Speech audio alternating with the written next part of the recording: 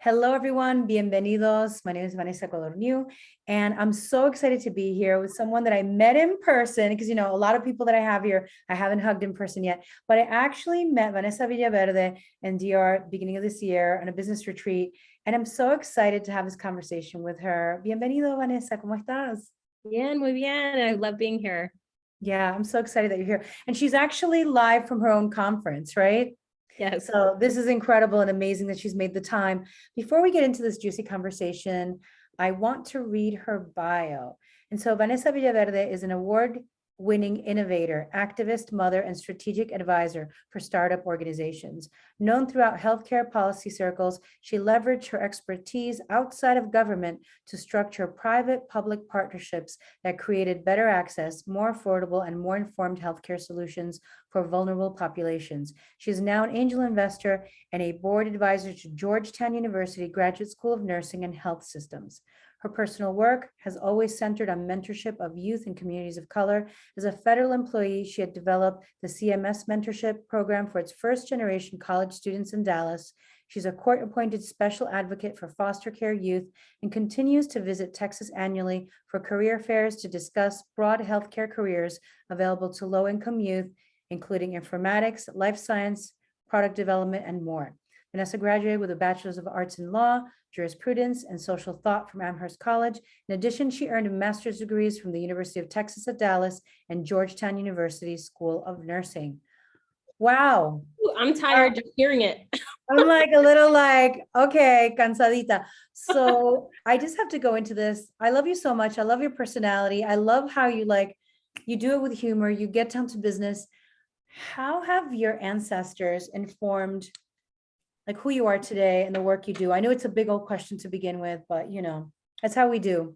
I love the big questions. And I will say COVID really forced me to look at a lot of those big questions. At the very beginning of COVID, March of 2020, my father passed away. He was sick for less than 48 hours.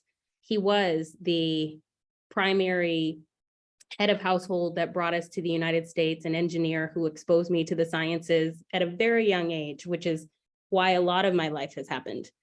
However, the way that he committed to family and growth and learning, I very much recognize as this ancestral heritage that was passed down from his mother to him, to me, and now to my own children. And, 2 years later, this question actually was asked of my son. We were visiting colleges and people asked him, how has his Latino heritage as the son of a Mexican-American woman influenced him? It's particularly because we've been in a lot of places in the country that don't necessarily have a lot of Latinos.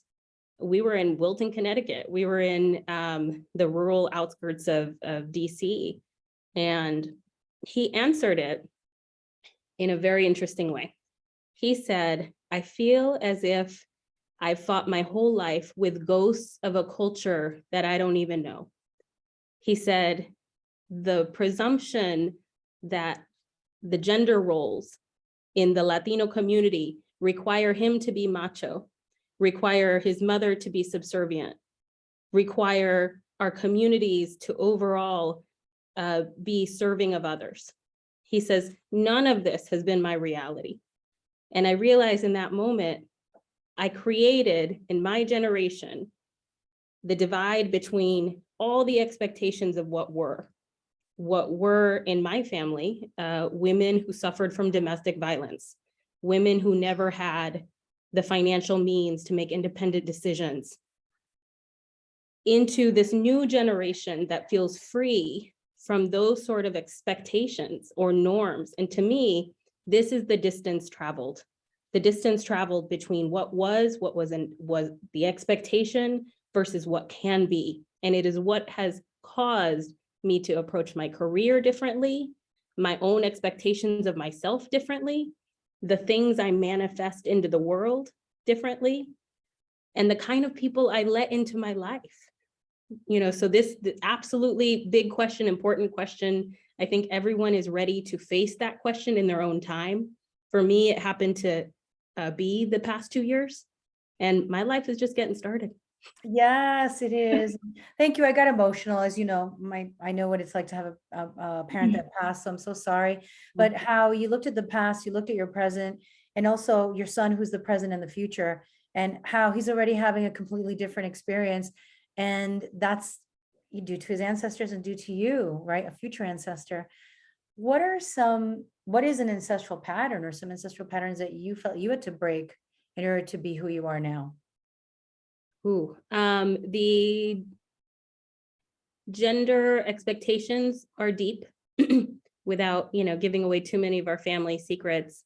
Mhm. Women in our family were in positions where they did not necessarily get to make choices about their body or their money. and yet, the thing that I feel I've tapped into the most is the fuerza. And we're Latino, right? We hear voices. Let's just put it out there. You're in the Soul of Business Summit. We hear the soul. Okay. We hear the soul of our business talking to us.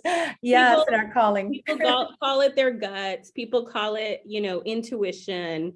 Sometimes it's the clarity of somebody telling you, "Mija, go after your dreams." And I've heard that over these past few years, and I am recognizing that when you are tapped in and quiet and listening to that and open to it, that is when you can navigate it. And I don't know, the word for me isn't break. I don't think I've broken the fear of stepping too far out of line, or the fear that, one day all the cards come crashing down and there's not enough money to take care of my kids. Still there, 100%. But I navigate it differently. Yes. And I talk back to the voices in some ways, not in a crazy way, but in an honest, introspective way. I love that. And what are some of the ancestral strengths that you lean into? You said earlier, not learned, but you said earlier that the courage, right? La fuerza. But what are some of the gifts that you feel like your ancestors have passed down to you, whether you know them or not? Okay, I just have to say the Latinas in my family are beautiful, like drop dead beautiful. And when I started my career, it was almost like I didn't want anyone to think of me that way. I wanted them to understand how many master's degrees I had and how I could quantify the hell out of any model that they wanted me to quantify. And I wanted to be taken seriously. And, fast forward, I'm in my 40s, and I love bringing light and beauty into other people's world.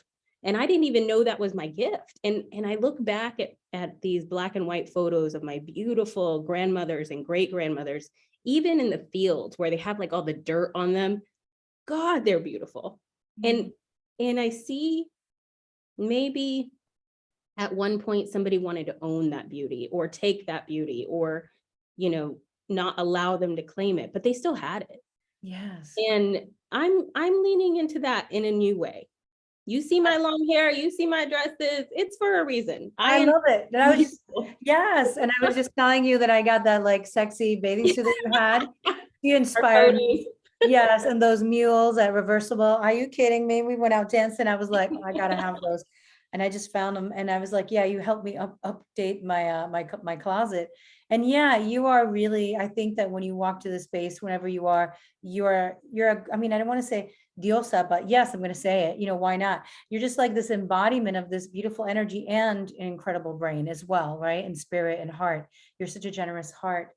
How did you come to the work that you're doing now? Because you have master degrees in these, how did you come to work with kids, and how did you come to be an angel investor? Yeah. Well, I will say in early parts of my life, I thought I was doing everything right. You go to school, work really hard, you get married right away, you focus on having children, and somehow magically you have this successful career, and your house digs clean, and you dance well, and you do all this magically at the same time in high heels, right? And I was miserable. I think there's a woman out there who stole my book title. It's called Crying in the Bathroom, a Latina from Texas who wrote it. And I was like, did we live the same life? Because for years, the stress of meeting these expectations that were put upon me was overwhelming. And the freedom that I came to give myself was that so much of what my purpose is in this life has nothing to do with what other people decide it is. Yeah. And, maybe that's the ancestral thread that hangs over into this generation. For me, I pray all the time. This feeling for me about career, and yes, I'm an angel investor. Yes, I focus particularly in healthcare because that's the area that I know and I've built my career around. But it is a vehicle. That's all it is. Investing is a vehicle for people, especially women, especially Latina women, to get to decide what their futures look like on their own. And, I built the conference I'm at now because this is a gift around creating the pathways for each other that they can do it too. And it may not be tomorrow, but it will be at some point. I'm 42 and I'm just entering my space. I love that so much. And did you always know about investing? Like, when did you start learning about it? So, yes, I had a government career. Yes, I went into the blues, and I went into healthcare. I went to my first startup a few years ago and frankly learned from men how to grow valuations of companies, how to raise multiple rounds of dollars. It was the very beginning of the digital health tech boom. And so the concept of revenue roadmap and how you generate an increased value of a company over time was just second nature. So I did it again, and I started angel investing with companies that were willing to walk that path with me. And at first it was healthcare, and then it was femtech because women have long been ignored. If there's not enough female funders, there's not going to be enough female founders that get supported financially. And the same goes for Black and brown communities, by the way. So the ecosystem of people need to not only be committed to the activism of making sure our communities have generational wealth opportunities, but they also have to be educated into what that looks like and what the walk is that is not about greed, because our communities are not about going out and getting rich for the purpose of getting rich. They're all about the purpose of changing our communities and changing what our generational stories are. So for me, angel investing and now the special purpose vehicles I've created are all about creating pathways for others. I love that. If someone's watching and they're interested in small business, to bring in, from what I understand, right? Like if you have like a small business where it's a solopreneurship, it's going to be harder to get an investor, right? And would it be better to create a nonprofit? Is it better to create like a company that has a board, in your experience? This talk about tomorrow, so it's funny that you're asking me this. It isn't so much the structure of it, is it only you versus others? It's the portion of your business that can scale up. In other words, if your service is, I'm an individual and I make tacos, I'm only going to be able to make 1,500 tacos a day, and that's a freaking good day. And I'm going to get a lot of revenue. And that's what I want. And that's okay to be happy that way. However, if you're making tacos and you want to start wholesale distributing them, and then you want to build a digital front door so that anybody on the internet can access my tacos, and then you want to make sure that anybody in any country can access your tacos, that's what an investor wants to do. They want to jump on the journey with you. And the typical format is, yes, you are not an LLC, you have converted over to a C Corp. And the typical journey is that you have a master plan to get from point A to point B. And you're asking the investor to provide you the vehicle to get to point A, from point A to point B. Typically it's somebody who has been in the food industry, somebody who knows a little bit and frankly can get excited with you about those tacos, because your angel investors, there's so few of them that they're your cheerleaders. if they're not excited, you have to go talk to venture capital, and they, are a little bit different. Your whole purpose of having an angel is to have a cheerleader in your corner who knows your industry. I love that. So like you said, the structure is not as important, although you need to be an S corp. It is really more, what? C A corp. C corp. Thank you. A C corp, because it's really important to have scalability. If it's just you doing the thing, then there's a limited scalability. You can't really up level because it's you. But if you're doing something that could be scalable, like digital downloads, like multiplying things across platforms, then there's, and also bringing in the plan, right? To get from Yeah. A to point B. Yeah. I love that. What are some other ways that, from your experience, that, let's say, small businesses who are not ready to scale up in that way and bring in an angel investor, that they can grow? Mhm. Yeah. Yeah, there's actually accelerator programs across the country, and specifically for people of color, women of color, women in underserved markets, rural areas. There are what are called Get Ready for Venture, or GRV type accelerators all around the country. And it is a time commitment. For instance, a friend that we both know is in one. But the exposure to everybody else on the journey in a place that you can have a trusting conversation, man, that's invaluable. And a few of these have $1 million financial prizes associated with them. What they also have, which is especially important in our community, is ways to use technology to help you scale. Again, just another vehicle. Doesn't have to change your business model much. But that Get Ready for Venture is a journey of itself, because it allows you a space to focus on growth. The negative part, and I'll just put it out there, if you have trauma, if you have fear of people being all up in your business, if you're triggered by somebody making you feel you're not good enough, like, it will be hard because suddenly you're going from selling your tacos and being comfortable that every day you put your head on the pillow at night to, oh crap, somebody else thinks I have to do better. And this goes back to where we started. Your life is never, ever about other people's expectations. It's about your self-actualization and coming into whoever you are supposed to be. And that's a journey that can take 42 years, can take 5 years, whatever that is. And so, it is something that realistically, not everybody is ready to scale up right now. And yes, there's a lot of ancestral ties that can get in our way, a lot of trauma that can get in our way, and just not being open to doing this ride of life with other people that can get in our way. Right, because I would say Latinos in general that I've met, and BIPOC, we don't trust other people because we have a history of obviously colonization, betrayal, having our stuff taken over and resold and repackaged to us. Yep. So that would be an area we'd need to work on. And the one about privacy, right? Like, don't get in my business. I'm doing what I'm doing. What do you mean I have to do better? I'm doing great. I love that you share that, because those are areas where we obviously all need to focus on. I have another question, and you let me know. I'm laughing only because I specifically, for that reason, will ask people, okay, I heard everything you said. I need a compliment. like literally, I need to offset all the things you just told me I need to be better at.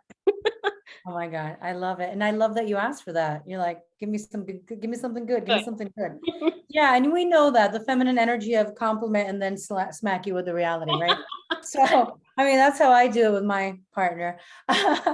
So, in terms of nonprofit, do you think that that's a model that's going to continue in the future? Like, because I've heard a lot of different things. And I'm not is it too heavy? We don't have to talk about it. But I'm not an expert in nonprofits. Okay. I will say, however, my very first job out of college was working for a nun. I'm not Catholic, but she was the best first boss I ever had. And yes, it was a nonprofit. The concept of what we were trying to do was to ensure that women could access capital. And I'll just say her because she's a living legend. She's amazing. Janie Barrera left the nunnery so that she could make more impact outside. And you know what she did? She created the largest microlender in the country. Oh It my is now God. a model that's replicable. They have renamed themselves as Lift Fund, and I'm so, so thankful that I worked with her right out of college.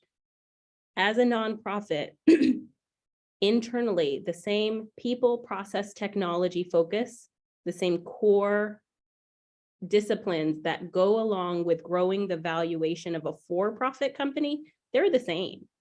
They're equivalent. It's not at all that nonprofits truly make less money. No, the prioritization piece is around impact. So the metrics and the key performance indicators they're tracking are different. But no, I don't think they're going to go away. I do think that impact investing in the for-profit space, which is what a lot of Black and brown wealth is trying to do, is trying to make their angel investments and their venture capital investments for the purpose of impact. I do think that because in the for-profit space, this is a little bit of a newer concept, from social impact to activist venture to what is now considered for impact companies rather than for-profit companies, that the lines are going to get blurrier. And that is not a bad thing. Right. I could see that. I could see that. And so before we end and you get back to your conference, I wanted to ask you if there's somebody out there who, you know, is a coach or mindfulness, and they're like, I want to create more scalability. I don't understand totally how to do it. But I want to create generational wealth, and I want to not have to sit there and make all the tacos all the day, every day. What would you just say to them if they were, you know, right in front of you?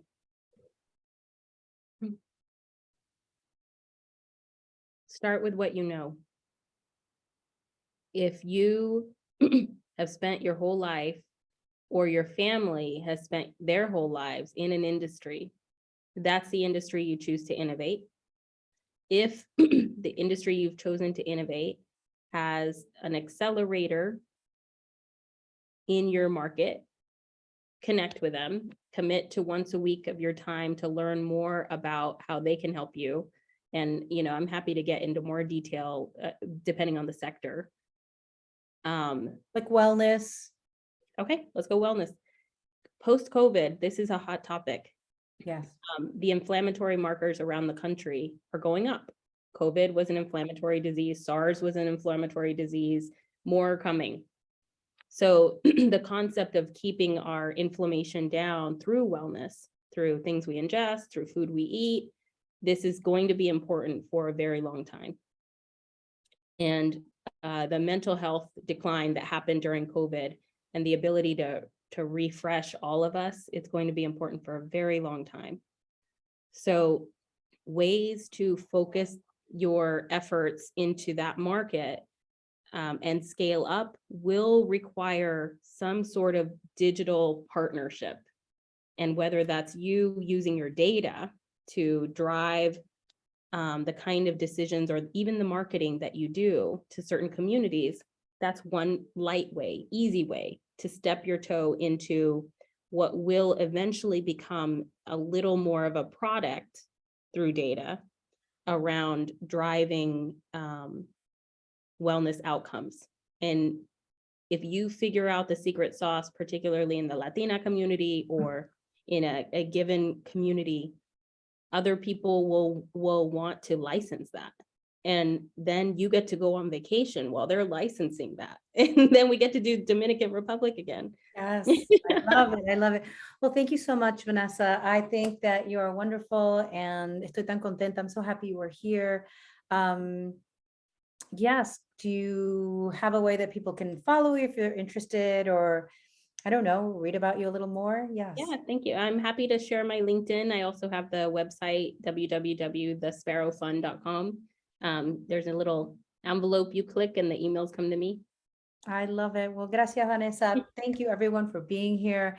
I know that this is a very unique topic, even in this summit, but I just had to have Vanessa here, and graciously she agreed, and here she is. And I hope that you've taken notes, and if you feel called to go to the next level, look for an accelerator in the wellness, start exploring. We're always learning. You know, part of what our ancestors did is kept going forward. That's why we're here, and the resilience is incredible. And so let us keep innovating. Let us keep growing. Gracias. Thank you, Vanessa. Gracias. Bye.